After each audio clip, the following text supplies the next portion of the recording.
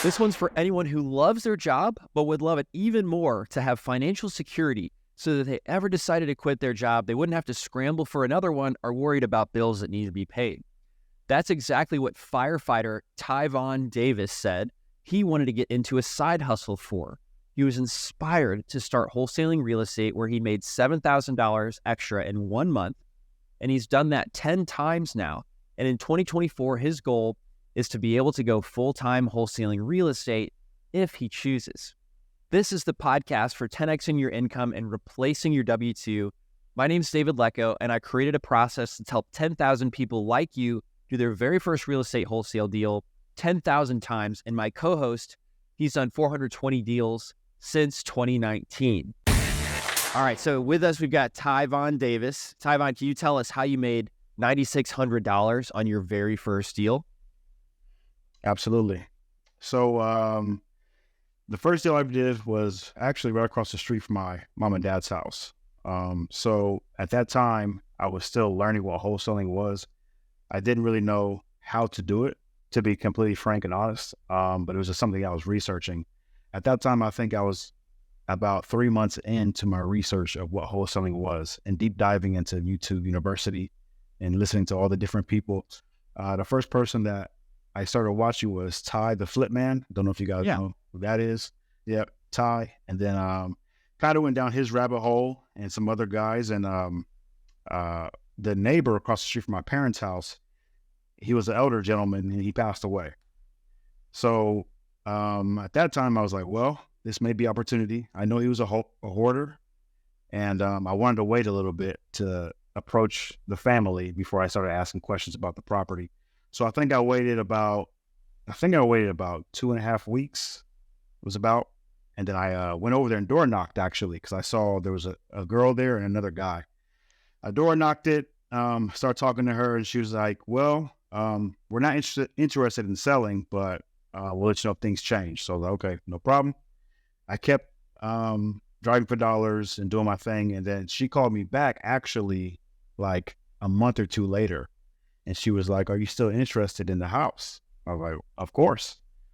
So then I started giving her my spiel. I buy houses, all that jazz. And then she made an offer to me, which was nice because I didn't even have to give out an offer at all, which actually her offer was way lower than what I was going to offer. So then I thought that was cool.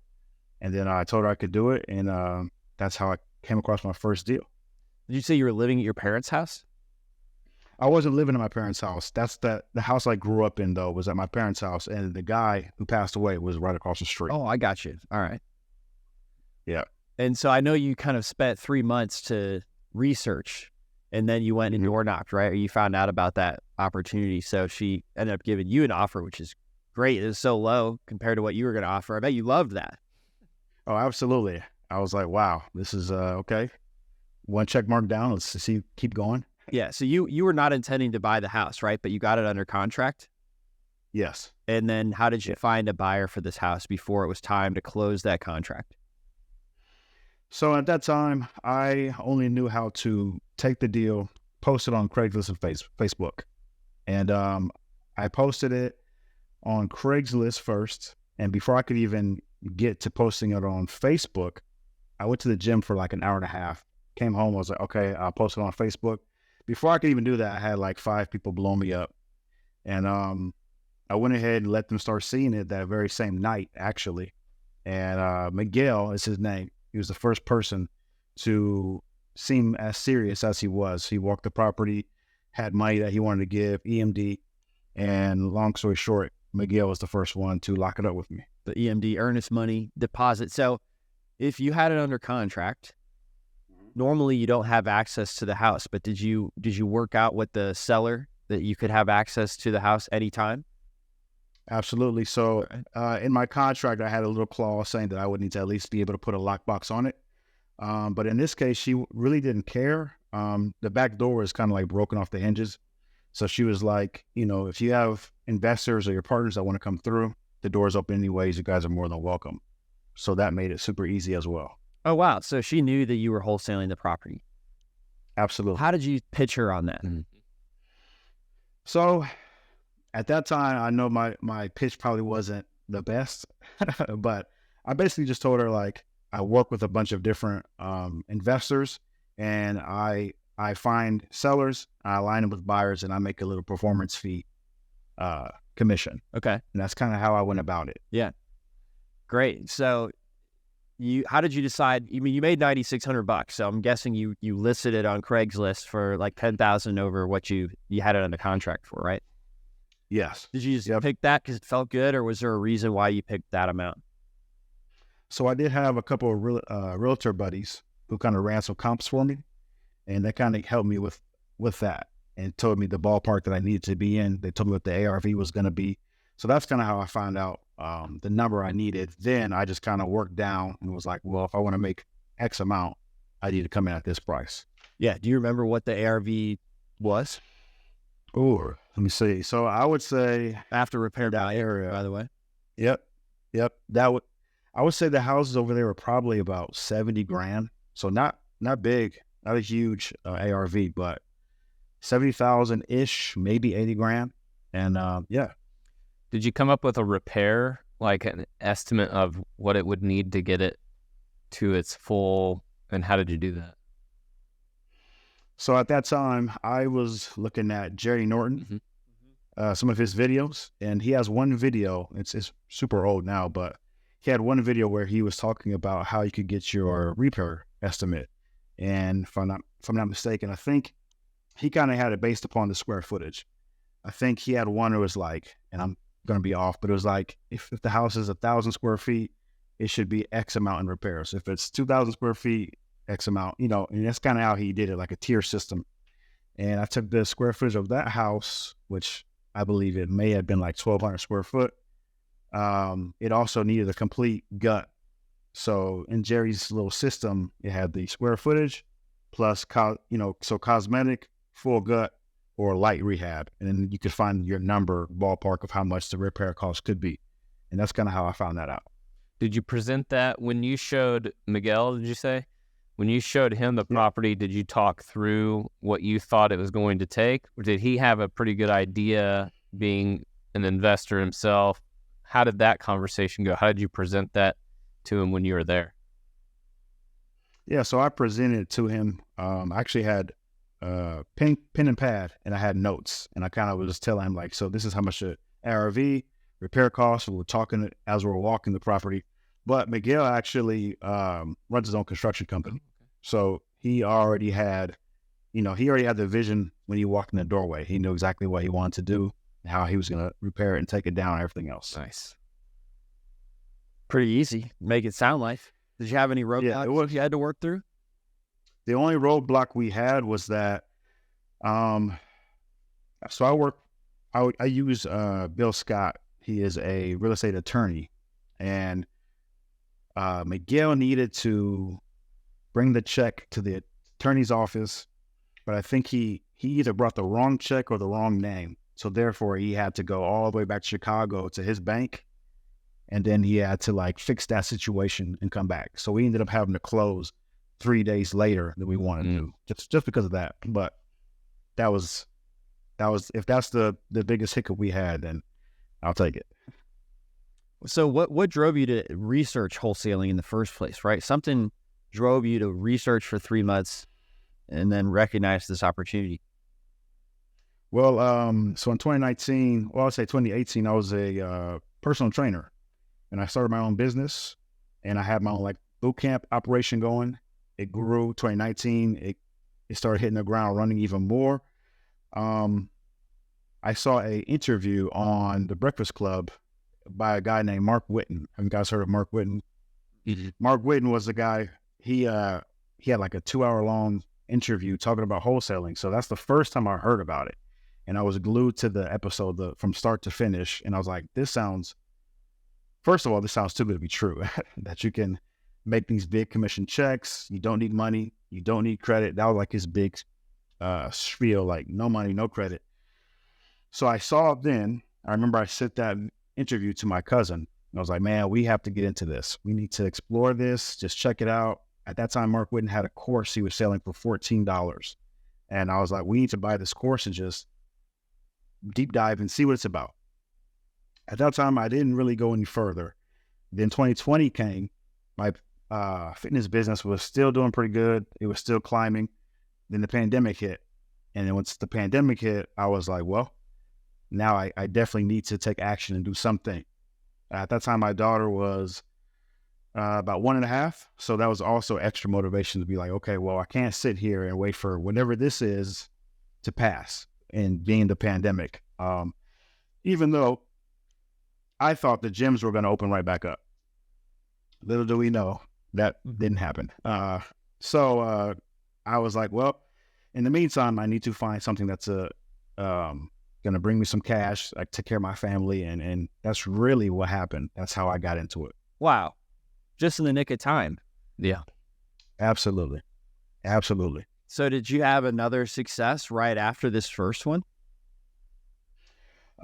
So let me see. So my first deal was 2020. That was like, actually I have the check right here. Oh, actually that's my other $9K deal. Never mind. So the second deal actually came in 2020. That first deal was actually December of 2020. And then the second deal came in 2021 in like February. And that was just a finder's fee, $1,500. Okay. How'd you find the second one?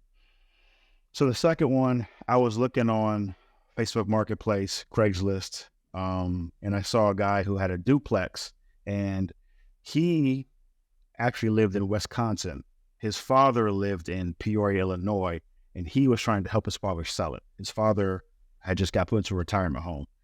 I messaged him and I was like, hey, let him know what I do. And he's like, well, if you want to help me find a buyer, then I'll just give you a finder's fee. So that's how that began. And I just started marketing the deal for him. We finally found a buyer and he paid me $1,500. Nice. What'd you do with the original 9,600 that you made? So I took my family, took my girlfriend at the time. We went to Cancun, actually. We went to Cancun, spent a little bit, not too much. And then I put most of it back into the business. I think it was a mistake because I tried to hire 2 VAs right away.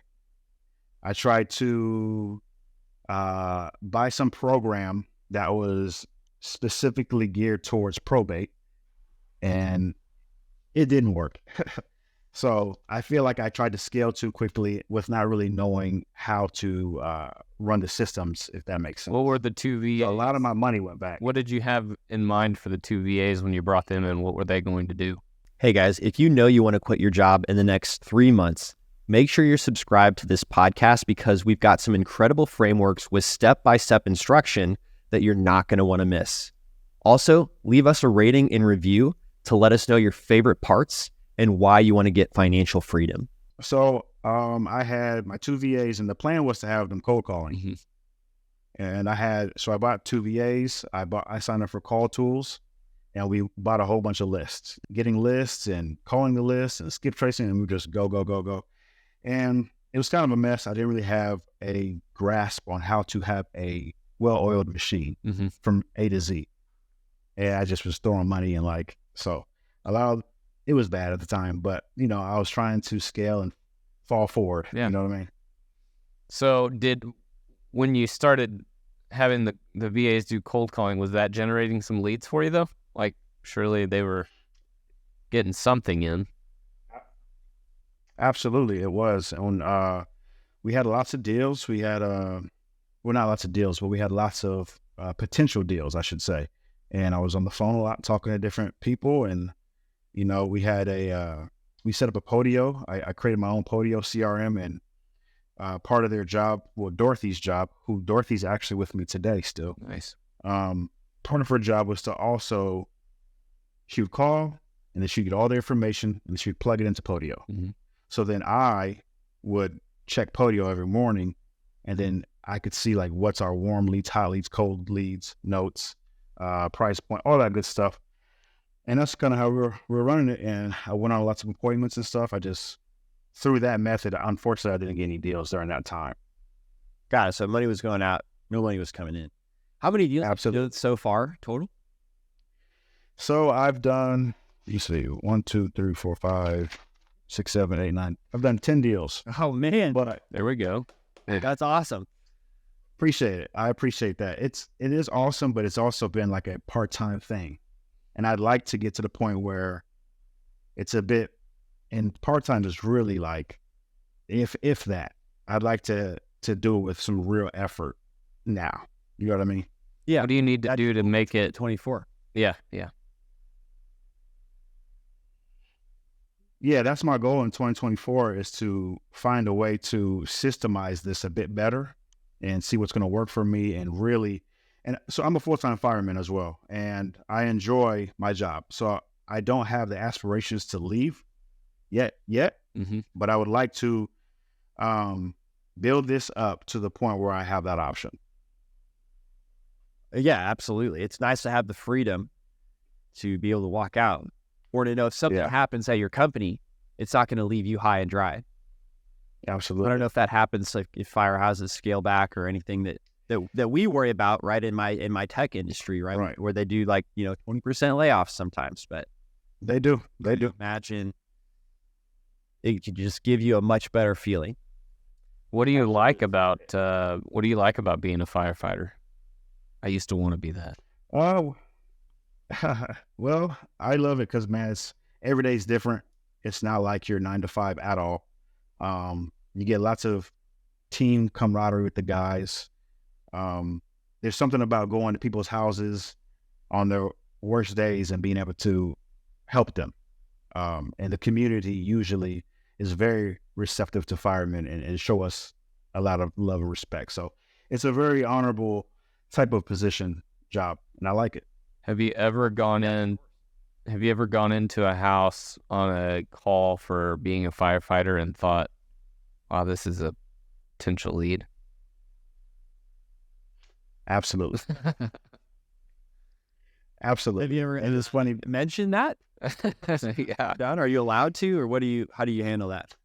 So I have not yet. I am also trying to figure out how I can utilize the position I am in to take down fire damage property leads. Because I have access to it. Mm-hmm. So I just have to figure out the logistics of everything and make sure that I'm not in violation of anything. Yeah, and you would be respectful, of course, as well. So absolutely, yeah.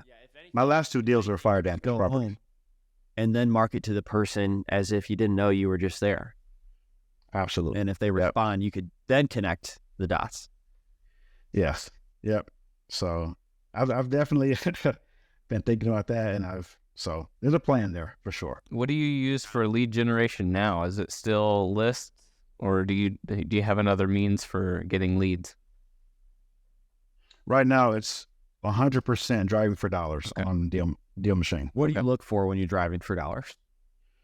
So we're looking for, tall grass, roof might be in rough shape,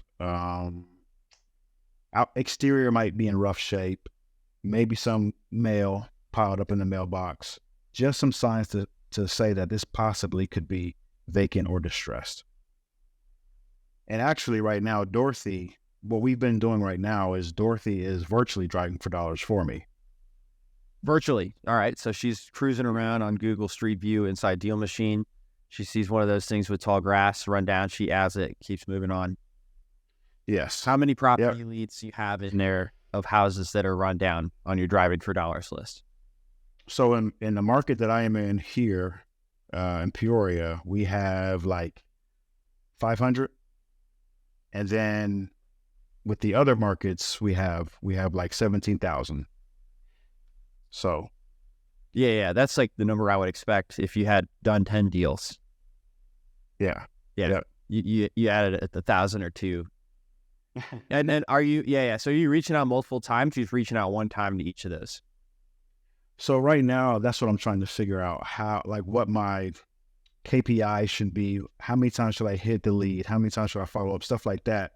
Actually, I just converted all those leads and skip traced all the leads and converted them to the dialer I'm using. I did that yesterday. So now we're trying to officially start really hitting that list. I did my 2 deals in December, and I kind of like slowed down. It wasn't doing much, but that's the plan now, is to take all those lists or those leads and now start calling. Great. Yeah, definitely.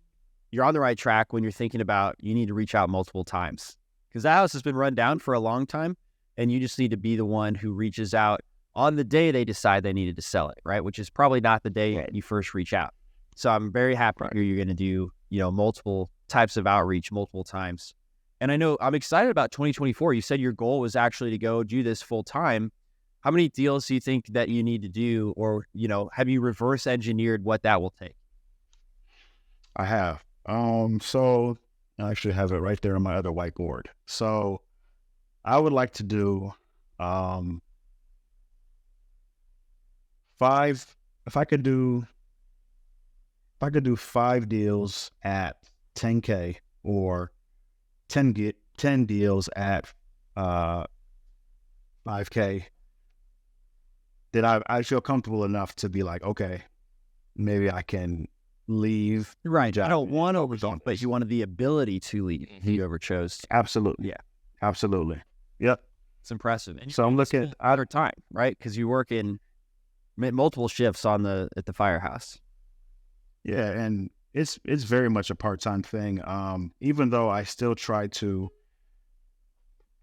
so I work 24 on, 48 off. On that 48 off, I'm usually in here, and I'm either going to make phone calls or I'm going to go out driving for dollars, and I'll spend an hour or two.